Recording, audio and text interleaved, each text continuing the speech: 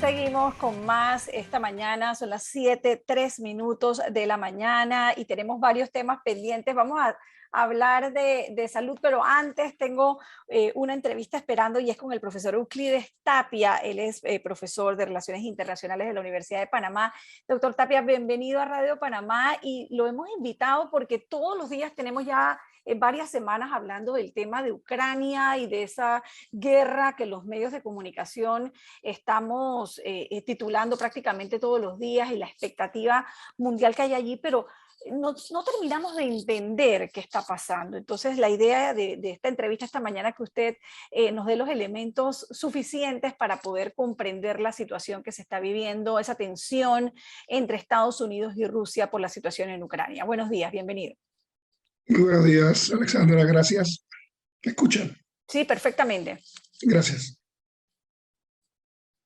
A ver. ¿Por dónde empezamos, profesor? Donde usted quiera. ¿Por qué se vislumbra esta guerra? ¿Qué está pasando? ¿Qué está en juego?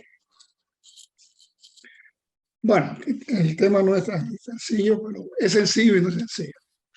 Estamos ante la presencia de tropas, una acción provocadora con el objeto de chantajear la negociación, tropas en Ucrania para chantajear a los aliados de Ucrania y obligarla pues, a adoptar o a cumplir las exigencias de quien está chantajeando o bordeando el país, inclusive con apoyo de Bielorrusia, que eso también ya es tiene otra connotación, porque la participación de Bielorrusia pues implica la participación de los países bálticos y de Polonia, con lo cual se desafía pues el orden europeo. Esta situación pues ha venido siendo considerada como algo pues, como si fuera normal cuando es una abierta violación al orden internacional o una provocación para violar el orden internacional, como que si la ocupación de Ucrania o el ataque a Ucrania no tiene ningún significado internacional. Cuando en realidad es todo lo contrario. Pone, o sea, la política de algunos países europeos, particularmente de Francia, que se ha caracterizado por eso, y de Alemania por razones crematísticas, es que bueno, se le entregue a Ucrania, ¿no? para ver cómo se calma las ansias de territorio de otros estados a Rusia, desconociendo que eso pone en peligro la seguridad de toda Europa, ¿no? El tema no termina en Ucrania. Eso está comprobado con las acciones de Hitler en su momento antes de la Segunda Guerra Mundial. Porque Profesor, además, pero ¿por qué es tan importante ocupar Ucrania? Ucrania significa militarizar Ucrania y anteponerla ante la OTAN. Ese es el resultado de esa ocupación. A ver, ¿me ¿Por qué es preguntaba? tan, sí, precisamente ese punto, ¿por qué parece tan importante Ucrania? ¿Qué significado tiene? Bueno, porque es un punto importante de la perspectiva geoestratégica, ¿no? Ucrania es un puente, Ucrania, el mismo país lo dice, la denominación, es el límite, ¿no? Entre Occidente y Oriente, y en su momento fue parte de la Unión Soviética, pues, y por lo tanto ellos no quieren aceptar, porque se está reconfigurando una nueva Unión Soviética, pero no se percibe porque las personas que no están metidas en la temática internacional, esas cosas no las huelen, no las captan.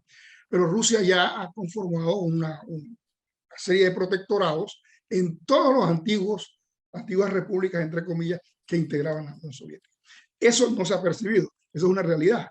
Tiene títeres en todos estos estados. Las dos últimas fue el caso de Lukashenko, que desafió al pueblo bielorruso con invadirlo, y ese es un títere de ellos. Y el Nursultán Nazarbayev, recientemente en Kazajstán, y su ficha, pues el presidente que nadie escogió, que impuso y que está gobernando ese país. Ese es otro títere de Moscú. Si usted revisa, entonces, los países de Asia Central en el Cáucaso, Azerbaiyán, Armenia, van a encontrarse con el mismo fenómeno. Son títeres de ellos. Entonces, eso es lo que quieren hacer con Ucrania. Colocar un títere de ellos, ¿verdad? pero más prorruso que lo que era Yanukovych, ¿no? Ya abiertamente prorruso, incorporándolo, ahí está el kit de la cuestión, para incorporar a Ucrania al Tratado de Seguridad Colectiva, que es la versión OTAN de ellos, que nació un año después de la OTAN. Ellos hablan que la OTAN, el Pacto de Varsovia desapareció, y por lo tanto tenía que desaparecer la OTAN. El Pacto de Varsovia desapareció, pero inmediatamente crearon otro pacto, ¿verdad? Y en ese otro pacto es que quieren incluir a Ucrania. O sea, Ucrania no puede ser miembro de la OTAN, pero sí puede ser miembro de el Tratado de Seguridad Colectiva. O sea, eso es lo que, las cosas que no salen en los medios y que la gente no, que existen debajo de la piedra. ¿Cuál es la seriedad de este argumento? ¿No? Primero, exigirle a un país que tiene que hacer lo que a mí me da la gana. Y segundo, después que le exijo eso, yo lo incorporo a ver, nada de esfera de influencia. No, no, ya va a ser parte de mí. Es un protectorado, como le Bielorrusia, y además lo voy a meter en una alianza militar contra la OTAN. No puede ser miembro de la OTAN, pero sí puede ser miembro. ¿Verdad? Ese es el resultado, el final de esta película, si es que no arrasan abiertamente con el país. Profesor, me dice un oyente, generalmente nuestros oyentes están bastante bien informados, dice, está en juego el acueducto de gas de Rusia a Europa. ¿Qué hay de eso? Bueno, yo no confío mucho en los alemanes. La política de Merkel fue esa. A ella no le importaba los uigures, no le importaba ningún problema de derechos humanos. A ella lo que le importaba era vender su Volkswagen y toda la producción alemana a China. Igual a con Moscú, ¿no? Con Rusia, el mismo papel, ¿no? Bueno, a mí lo que me interesa es el Nord Stream 2 y no me interesa qué Rusia haga en el mundo. Porque a mí lo que me interesa es el negocio. El cambio de gobierno en Alemania ha producido una nueva situación, ¿verdad? Que no es muy favorable a Moscú, pero en principio la cuestión se mantiene, ¿no? Y el cierre del gasoducto temporalmente, como las medidas que introdujeron después de la invasión a Ucrania, probablemente se mantenga o que no se permita su utilización, porque hasta ahora, en este momento, no se ha autorizado. Pero una vez pase el problema, Ucrania quede invadida, entonces nuevamente las fuerzas económicas en Alemania y en otros países europeos van a presionar para que todo quede igual. O sea, si se produce una medida drástica, tengan la seguridad que esa es una medida momentánea. Pero a la larga, no tan larga, ya Rusia le va a crear otra fortaleza militar, y si como hicieron en Crimea, Crimea es la fortaleza militar más importante de Rusia después de la ocupación de Crimea, van a hacer eso mismo con Ucrania, una avanzada militar hacia la OTAN, incorporándola al Tratado de Seguridad Colectiva que tiene Rusia. Yo sé que usted no tiene una bolita de cristal, ni nadie la tiene, pero en base a sus estudios y su experiencia, ¿qué visualiza que pueda pasar en las próximas semanas? ¿Esto va a seguir así, como decimos en buen panameño, un rofeo entre las partes, o van a pasar a la acción?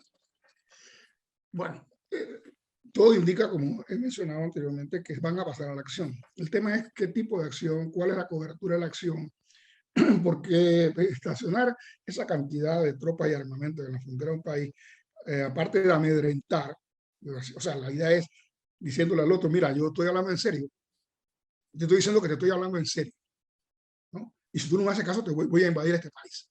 Y todo el mundo se queda callado, viola la orden internacional, en fin. Esa es la idea original, pero después quedas empantanado. Si el contrario te dice que no va a aceptar tus exorbitantes exigencias, eso es que la OTAN tiene que ir a 1997, unas cosas que son totalmente fuera de orden y que están calculadas porque saben que no se lo van a aceptar, tendrán que tomar una acción, tendrán que tomar una decisión, porque quedarían en ridículo, ¿no? A ver, entonces a esa tropa ahí, el otro le dice que no a sus exigencias, y ellos entonces, ¿qué van a hacer? Tienen que actuar, van a actuar. El objetivo de ellos primario es actuar en la zona de influencia rusa, de habla rusa, en el este de Ucrania, que por cierto ellos crearon, eso no fue casual.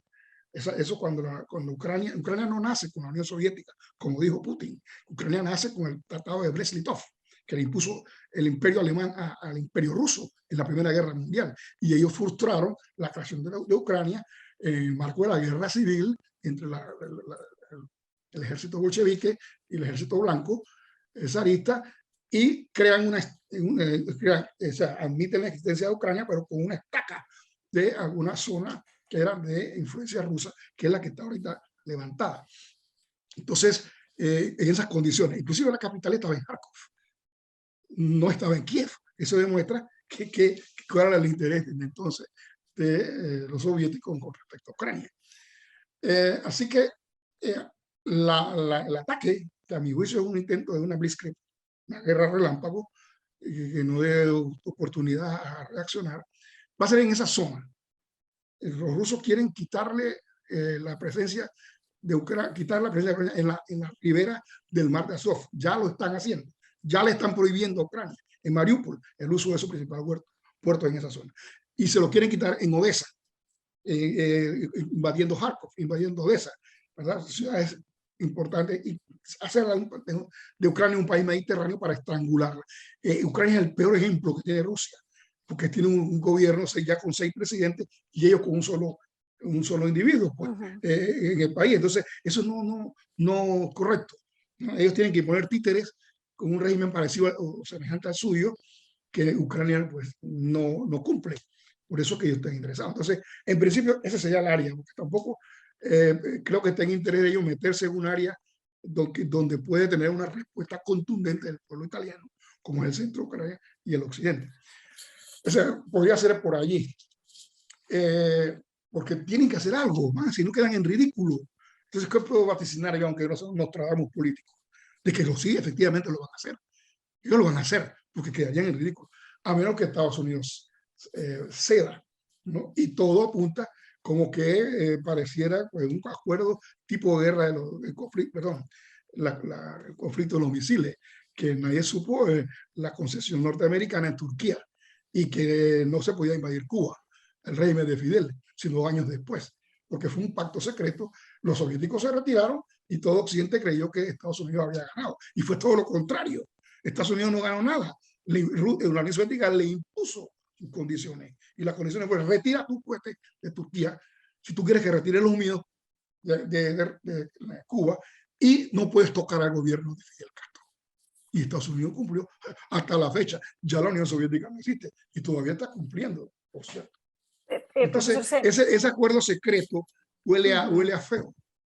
Si Estados Unidos lo pidió en esos términos, es porque está cediendo y no quiere quedar en ridículo ante la opinión pública internacional, que fue arrodillado por Rusia. Como en efecto, pareciera ser que va por ahí el asunto. Profesor, Creo también tratar que tienen intenciones de neutralizar Ucrania. Ojo, ni en el mejor momento de la Unión Soviética, con todo el poderío que tenía Stalin, ¿verdad? Y luego sus sucesores, con la aureola del triunfo en la Segunda Guerra Mundial contra Alemania. La Unión Soviética pudo obligar a Occidente a que neutralizara a Alemania, que era, a mi juicio, lo correcto para evitar que Alemania pudiese verse envuelto en otros problemas internacionales. No lo pudieron hacer. Y Alemania finalmente terminó siendo parte de la Alianza Atlántica. Ahora, en el pleno siglo XXI, ellos están imponiendo lo que no pudieron hacer cuando inclusive tenían eran el poder hegemón global, mundial, junto con los Estados Unidos. O sea, me refiero a Ucrania, si es que pretenden neutralizarla. Sí, resolver este tema tan complejo en una entrevista tan corta es muy difícil. Le propongo que sigamos de cerca. Complejo. Yo no veo ninguna complejidad. Perdón, bueno, pero para los que no somos expertos puede resultar un poquito complejo. Le propongo que sigamos de cerca lo que está pasando y en comunicación, y le demos continuidad a esta entrevista en los próximos días para que nuestros oyentes puedan procesar toda esa información que usted nos esté dando y seguir de cerca. ¿Algún mensaje final? Un medio minuto más. Consecuencias serias de una invasión rusa a Ucrania va a envalentonar a China, ¿verdad? La campaña de desinformación la están ganando, particularmente en América Latina, ¿verdad? Difundiendo videos favorables a su invasión, que son difundidos por sus adátrares, que son los que dicen o cuestionan las acciones de Estados Unidos en Venezuela, en Cuba. Denuncian esas intervenciones, pero están de acuerdo con la intervención de Ucrania y están actuando, ¿verdad? Y además, pues como dije, que lo más probable es que finalmente si invaden Ucrania, la incorporen a su alianza militar, porque no es para otra cosa, contra los Estados Unidos y contra la OTAN, que en la mente de los dirigentes franceses, fundamentalmente, y otros que no ven como un problema una invasión a Ucrania, van a poner en juego su propia seguridad. Profesor, vamos a quedarnos con esa conclusión y vamos a coordinar entonces una siguiente entrevista para poder seguir ahondando en este tema que resulta tan interesante y que genera tantas noticias todos los días y que va a seguir generando, según lo que parece. Gracias, profesor Euclides Gracias Tapia, a esta usted. mañana.